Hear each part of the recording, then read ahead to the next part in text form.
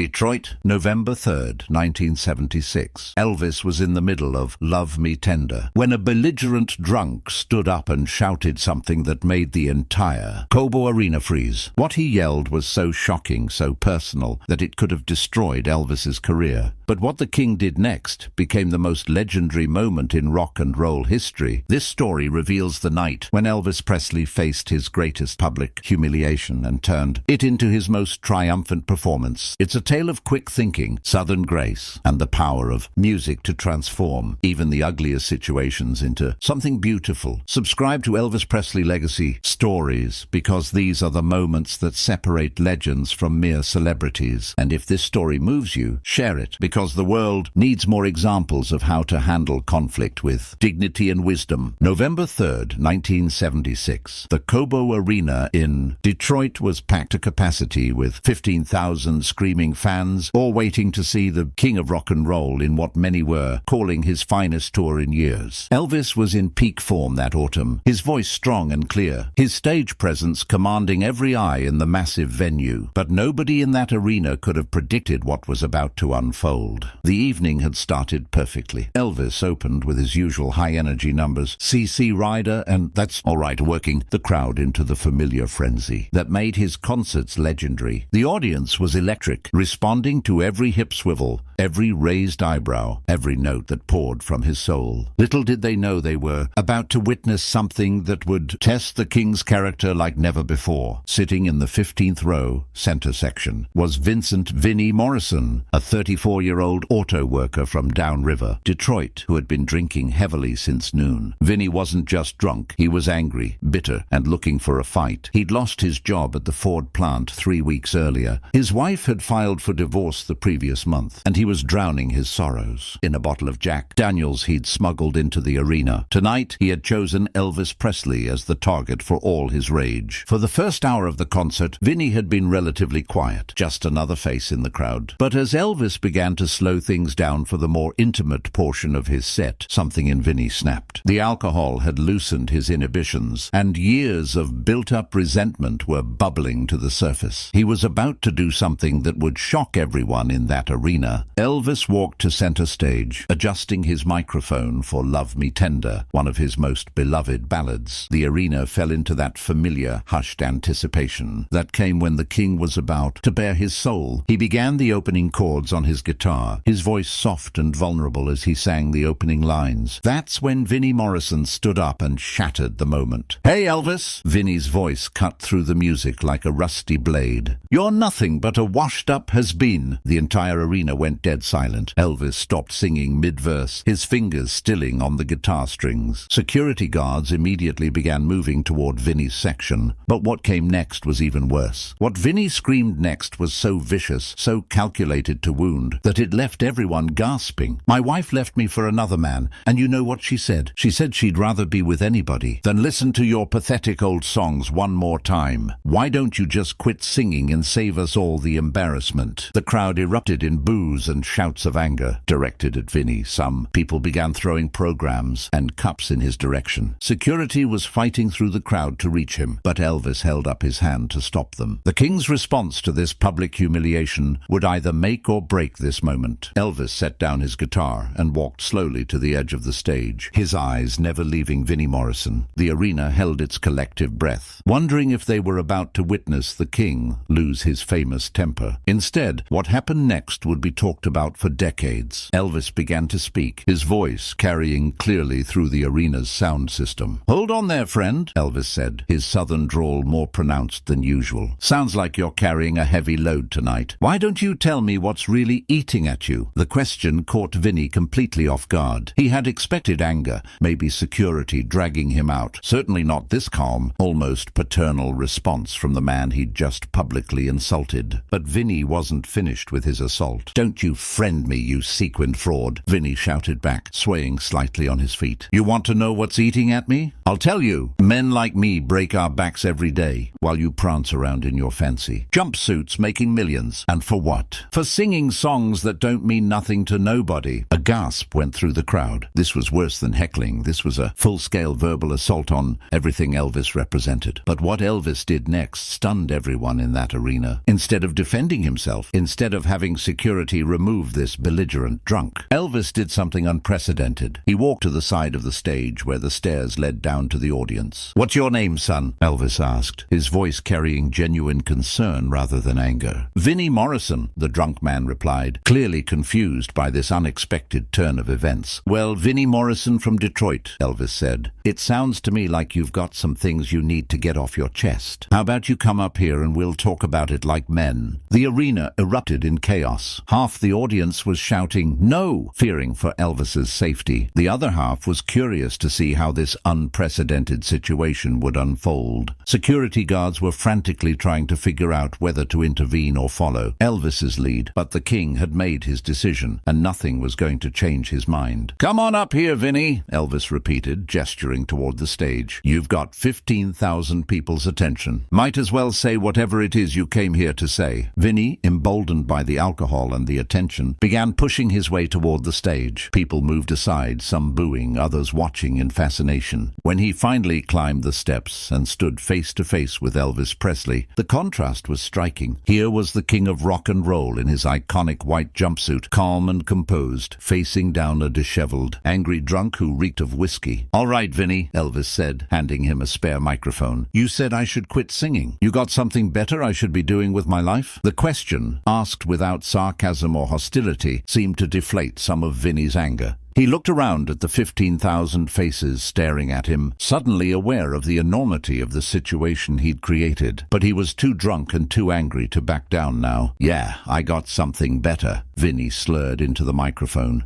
"How about you try working an honest job for once in your life? How about you try getting your hands dirty, building something that matters instead of just shaking your hips and making teenage girls scream?" Elvis nodded thoughtfully, as if seriously considering the suggestion. What he said next showed the wisdom and grace that made him truly the king. "You know what, Vinnie? You're absolutely right about one thing. I've never worked in a factory. I've never built cars or done the kind of hard physical labor that built this great city of Detroit. But let me ask you something, and I want you to think about this real hard. Do you think music doesn't matter? Do you think songs can't build things too?" Vinnie was quiet for a moment, swaying slightly as he processed the question. The arena waited in absolute silence for his response. "Music don't put food on the table," Vinnie finally said, but his voice had lost some of its edge. "Music don't pay the bills. When the plant shuts down and you got nowhere else to go." Elvis walked closer to Vinnie, close enough that their conversation became more intimate despite the thousands of people watching. What he said next revealed the heart of a man who truly understood struggle. "You're right, Vinnie. Music doesn't pay the bills. But you know what it does do? It gives people hope when everything else falls apart. It reminds them they're not alone when the world gets too heavy to carry. And sometimes, just sometimes, it helps angry, hurting people find a better way to deal with their pain than taking it out on strangers." The words hit Vinnie like a physical blow. For the first time since he'd stood up, Vinnie's anger seemed to crack. His shoulders sagged slightly, and something that might have been shame flickered across his face. The crowd, which had been hostile toward him just minutes earlier, began to sense that they were witnessing something profound. Elvis wasn't finished yet. "Tell me about your wife, Vinnie," Elvis said gently. "Tell me what really happened." The personal question, asked with such genuine concern, broke something open in Vinnie Morrison. In front of 15,000 strangers, this tough factory worker began to cry. What he revealed next explained everything about his rage. She didn't really leave me because of your music," Vinnie admitted, his voice breaking. "She left because I couldn't handle losing my job. Because I started drinking too much and taking my anger out on her. Because I stopped being the man she married and became this." He gestured helplessly at himself. The arena was so quiet you could hear a pin drop. Elvis placed a gentle hand on Vinnie's shoulder. What he said next showed why millions of people loved him not just as a performer, but as a human being. "Vinnie, look at me," Elvis said, his voice full of compassion. "Losing your job doesn't make you less of a man. Being scared about the future doesn't make you weak. But taking your pain out on other people, that's not who you really are, is it?" Vinnie shook his head, tears streaming down his face. "No, it's not. I used to be